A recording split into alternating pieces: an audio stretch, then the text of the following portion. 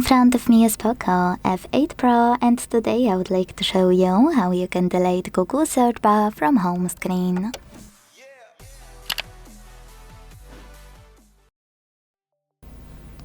All you need to do is hold your search bar and wait for the pop-up to show.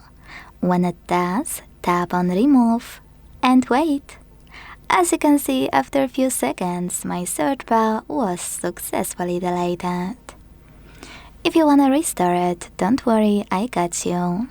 To do that, hold your display. Wait for all of those options to show, and when they do, hit Widgets at the bottom.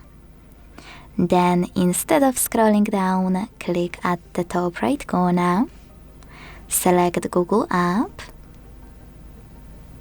click on it, swipe to the left once, and tap on Add to Home Screen under Search Bar. Then you can hold it to move it around, and when you finished, select Done at the top right corner. Thanks so much for watching. If you enjoyed this video, leave a like, comment and subscribe. Bye!